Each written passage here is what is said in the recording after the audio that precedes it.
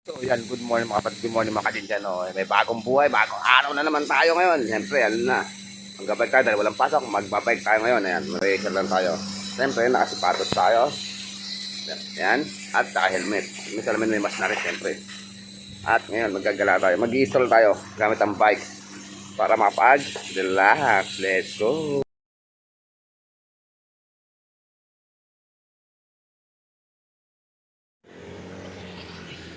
So, dito nga tayo sa isang bike lanes. Ayan o. Papasukin natin gaya ng isang video ko. Nakarang video ko, yung sa kabila, bandang tayo papunta ng ibang lugar yan. Ewan ko. Ito, papuntang Dalin. Sabi. Ayan o. Hindi ko pa na diretso ito eh. Pero pupunta natin. Dadaan tayo ngayon dito sa bike lanes na to.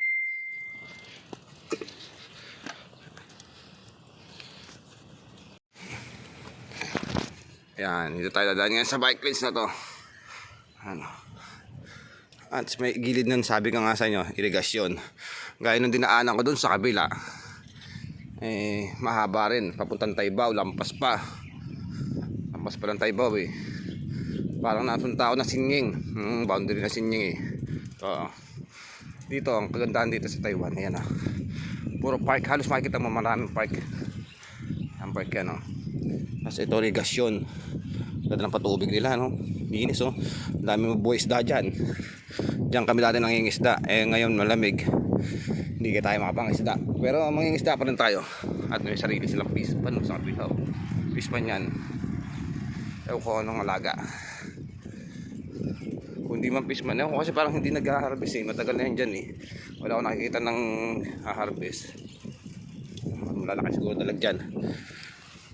Haba nang ginawa nilang bike lane no, na safety para sa mga nagja-jogging saka nagbabike kaya no.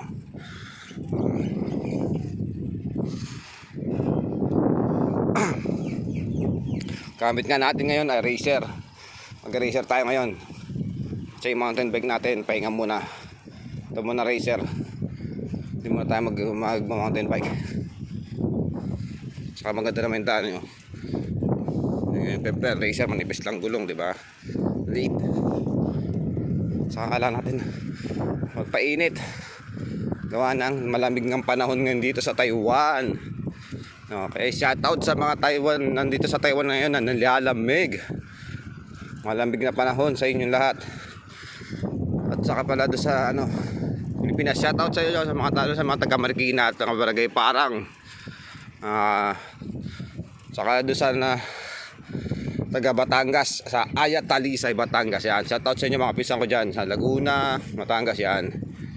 May mga Antipolo, yung mga yan, marami tayong pisan dyan.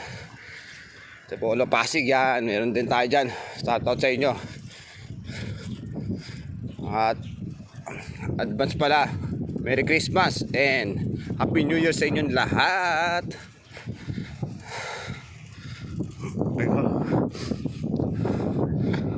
Ayun o, yung Nanya, dito yung Nanya yan o.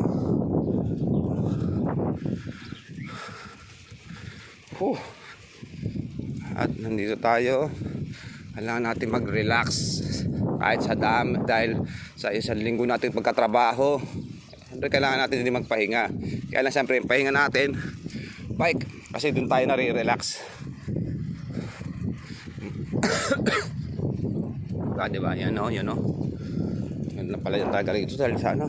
Kaya ako tuwan-tuwa sa mga irigasyon dito, lalo sa mga palayan, kasi ano, yung palayan nila masagana sa tubig, patubig eh no.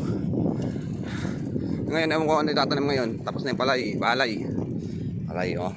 Yan, kung isipin mo yan oh, tinantayin nila yung, tinaas nila to sa gitna, nasa dito yung irigasyon, andun ang palayan, mga taniman, ayun nandun yung palayan no. Palayan, hindi ko alam, palay.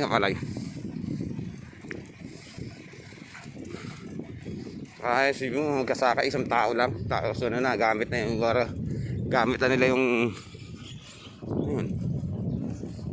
Palay nga. Ay parang hindi palay, hindi ko alam. Parang halamang gamot. Tinitinda nila yun yan eh. Yung dilaw yung bulaklak kayo no.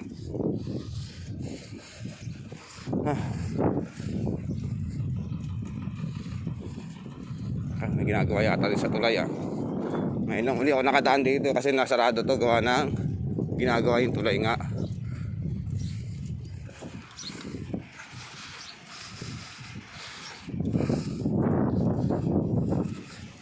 Tingnan natin kung tapos na. Kasi maganda yung plano ng gobyerno rito. About doon sa tulay na yon. Wala nga. Natatakbo ng bunganga natin. Ayan o. Ayan na yung ginagawa ng gobyerno. Maganda. Matagal na akong hindi nakadaan dito. Ngayon lang ulit. Trabaho pa sila o.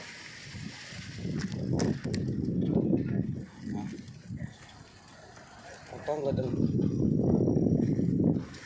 Ayun yung ano.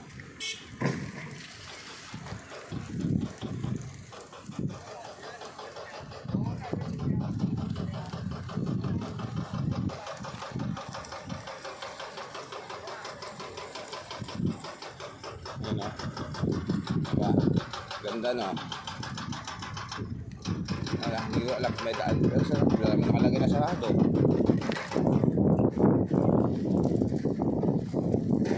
Bago tulay yan.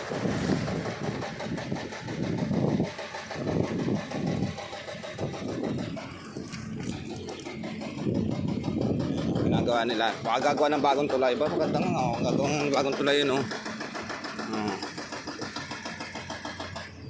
Ito luma ito eh.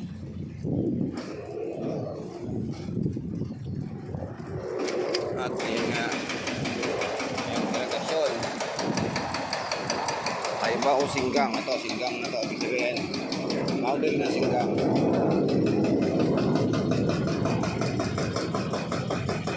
Sinabaw nila sila. Alam yung lupa yung ano. Hindi ako nang tingnan. Pagalitan tayo pagka binidyo natin yung ginagawa nila. Siyempre diba? Kasi privacy nila yan eh. Madali tayo.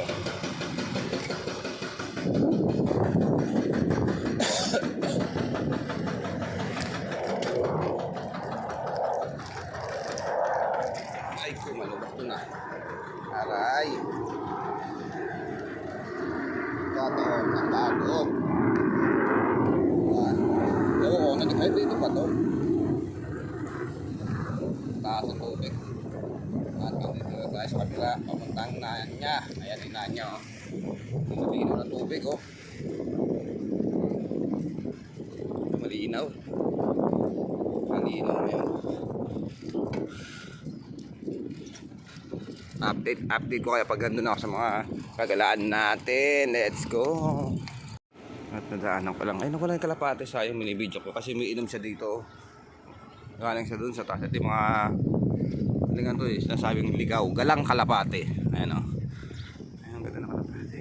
Kaya dami ditong kalapate. Kung pwede ko lang iuwi sa Pilipinas ng mga to eh. Oh. Kaya shoutout sa magkakalapate na paborito yung mga Taiwan breed. Ewan kung bakit. Malalakas daw ang Taiwan breed din. Ayan ang mga Taiwan na kalapate. Mga sitaw oh. Ayan o. Ay patola. Patola pala. Ewan ko bakit malakas daw. Malakas daw yung tayo ano eh. Kalapate ng Taiwan. Bakit? Di man dito sa Taiwan yung mga kalapate. Gawa tinatawid talaga nila ng dagat. Ang galing nga. Dito tayo sa may tambayan ng Pinoy dati. Na noon. Nung tag-init may tambayan to kasi pagka tag-init nandito kami maliligo. Shoutout kay Labro Strong. Yan. Kasama ko yan dati. Tukay. Shoutout sa inyo bro Tukay. Tukay. Tolits. Yan. Di Dante. Yan. Naliligo kami dito dati. Pag tag-init. Kasi nga malinis yung tubig.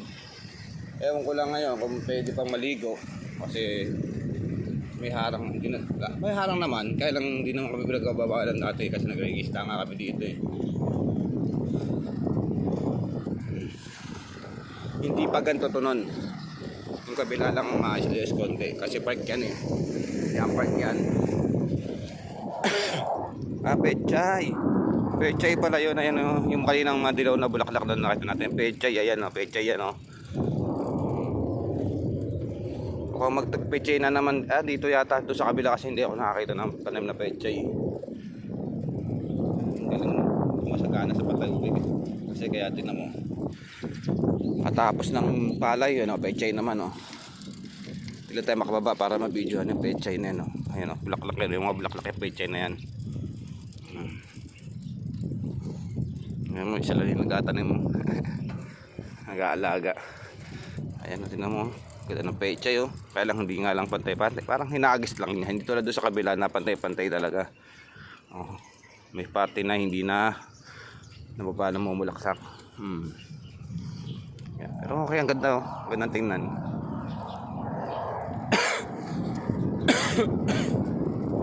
Yan guys, dyan. Tagal na rin kami ng isda. Meron nga, ngayon nga, kailan lang namin na-discover yung ano, yung parang hipon. Yan, sikpo. Na may ko, ang tawag doon. Na marami din pala dito. Kaya susunod, baka magpangilaw kami. Sa gabi kasi namin nadadalin. Imbes na sumama ako sa mga tayo ko nun. Gabi, nangilaw kami. Update ko yun ulit. Bye! So ayan, pahinga muna tayo. Ang ganda ng panahon, no? Layo-layo pa tayo. Doon tayo galing kanina. Doon. Kaya kapan tayo doon ngayon. Doon sa lugar na yun. Ayan, doon naman tayo pupunta. At ang dami nga. Hanggang sa rin na hanggang sa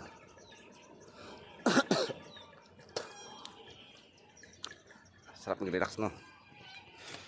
Update let's. Ayan, update lang ha. Nandito tayo ngayon sa may, ayun kung anong lugar to, pero ang ganda. Tingnan nyo yung puno ron, no? Puro puti, di ba? Puro ibon yun. Ayun, ang daming mahina, oh. Ayun, yung puting yan, oh. Para siyang fish pan. Pero ayun, ang galing. Ayun, oh, ibon lahat yan. Ayun po, sa may puno na yan. Parang santuary. Pero hindi ko alam. Siguro marami isda dito. Ayun, oh.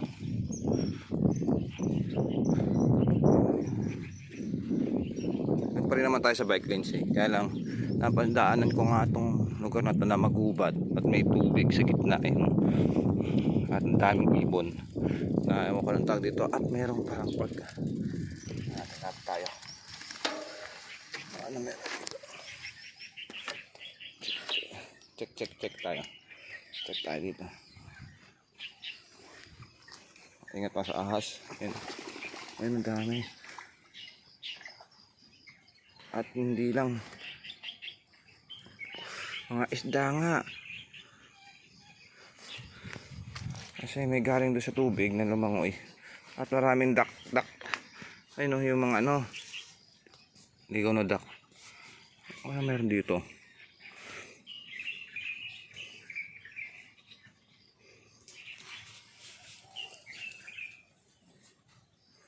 Ayun, nakikita nyo yun, oh. Zoom natin. Ayan.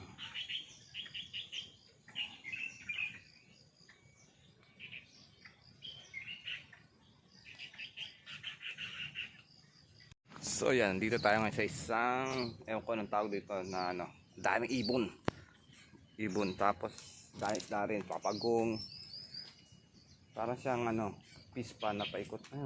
Ayun, hanggang doon lang siya. Paikot lang siya, eh. Ayun, ang daming ibon party doon. Ando yung mga ibon kayo na sa pagdating ko rito. Ang dami sa may puno. Sa babaw nito. Saka may mga pagong. Ayun, napapakita ko sa inyo. Yan po. Hindi ko alam ano to. Kasi wala naman nakasulat. Marami siyang ano, nakatira dito. Yung mga ibon. Lalo na yung ano, parang ano, yung galang itik. Wild duck, ang dami rito. Hindi ko lang alam kung papalulihin, pero ang dami isda. Ayun, oh. Ayun, oh, yung mga yan, oh. Isda yung mga nandiyan sa ilalim na yan. Ayun, oh. Kaya na may nakita ako, eh.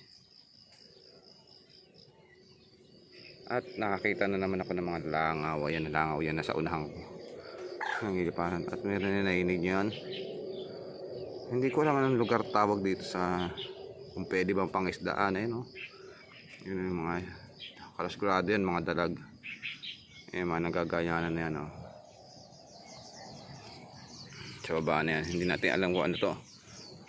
Ay, sana ko pwede mga isda rito, pero mukhang bawal. Ayan. Ayan. Lawa lang siya na hindi na maagalaw. Diyan lang siya. Diba? Maraming isda rito. Sasabi ko sa yung pecha yan yun. Ang bulaklak ko. Cause I don't give a fuck what you say. Yeah, I'ma do shit my way. So you can go kick rocks, I'ma stack bricks up, build what I want to make. Yo, I got a lot of shit to say, so I'ma do this every day. I'll be writing things until I'm fucking buried in my grave. 6 feet deep under, but my body won't decay. Cause my messages are timeless, so they'll put them on display. Oh yeah, I rap with a certainty, I have a sense of urgency. A message for eternity, for everyone internally. I had some people burning me, but now they fucking learn to see I ain't the one to fuck with. Now they looking nervously, and I don't really care what you think of me respectfully. You can kick rocks if you think you're fucking better, see I will outwork you, turn you to an enemy. Hurt you so bad that you're gonna need some therapy. I got the motherfucking recipe, I've been cooking up hits, I'ma leave a legacy. You'll be looking small when you're standing right next to me. I'm 5'10", bitch, but I'm So by the way, mga pala yan ha. Siyempre kabalik galing tayo doon sa kayo ng park nga, di ba? Kung nagkaano yung mga picture. Update, ano lang tayo. Usapang ano muna tayo, internet. Balita ngayon sinasabing mawalan ng internet sa buong mundo. What if kaya kung nangyari yun? Di ba ang boring ng buhay? Lalo na tayo na nasa abroad. What if kung sakali mawala nga yung internet, yung sinasabi nila mga scientists, yung balita ngayon na 1 year daw mawawala ng internet sa buong mundo.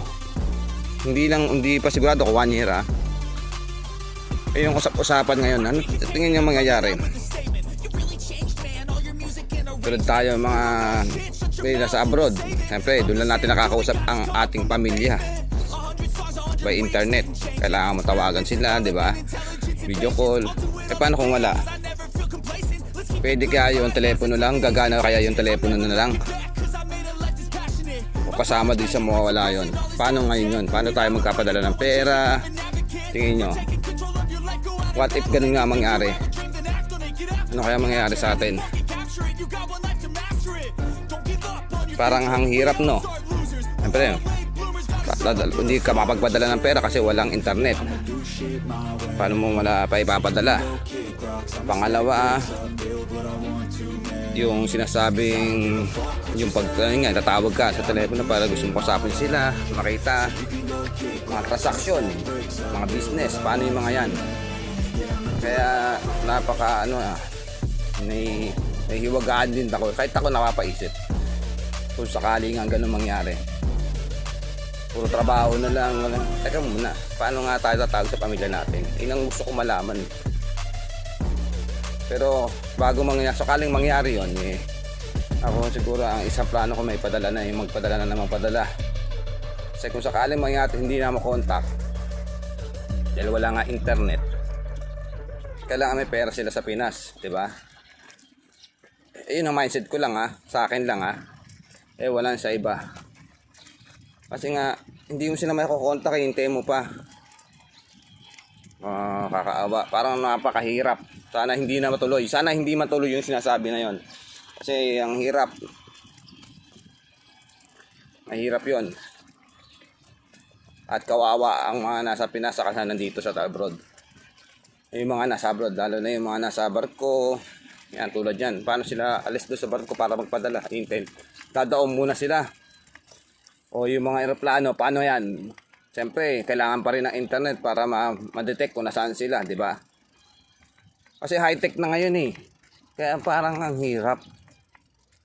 Hirap isipin. Di ba? Ay nga sana dasal lang tayo na sana wag matuloy o wag mangyari yon, yung ganong usapan na mawawala ng internet na sinasabing 1 year o 6 months o basta isang taon may get mawawalan daw ng internet. Sana wag mangyari. Pagdasal lang natin.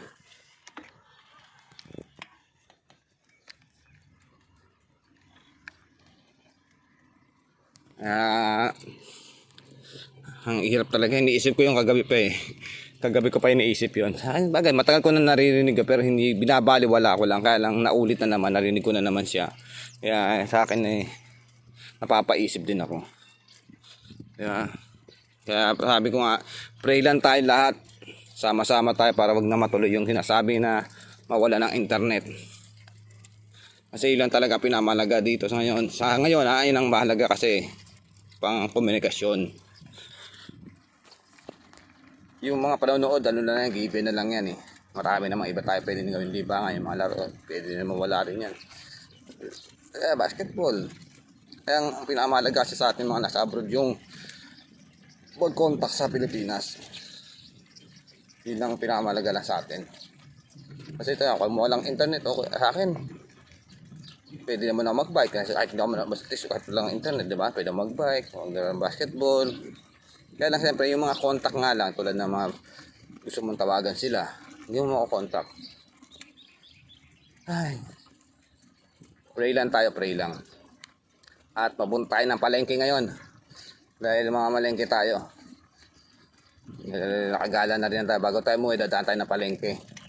Siyempre mag-withdraw tayo sa ating ATM. Ang tanong, may laman pa ba? Kasi wala na ako talagang allowance ngayon. Hindi naman ganun kalaki ang sahod natin dito sa abroad. Kaya karsya lang natin. Kaya shout out sa mga nandito sa abroad. Naresibo lang ang ipon. Tapos galit pa sila sa Pinas kasi wala ka may padalang malaki. Wow. Yun po, shout out sa inyo lahat. Shoutout sa inyo lahat mga kababayan ko. Comment dyan yung mga katulad ko na pagka sahod wala agad pera kasi nga pinapadala agad sa Pinas. Tapos masama pa loob nila.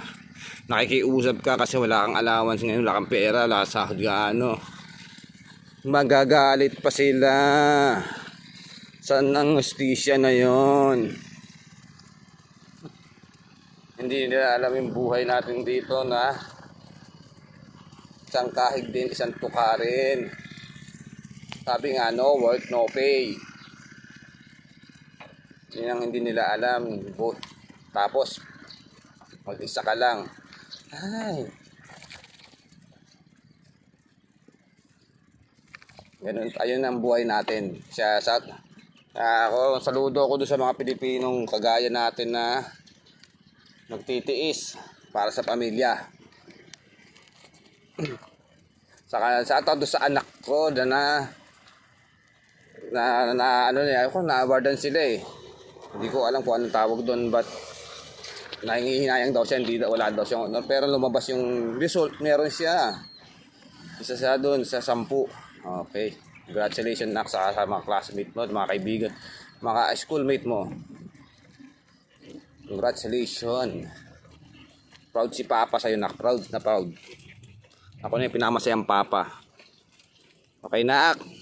Love you.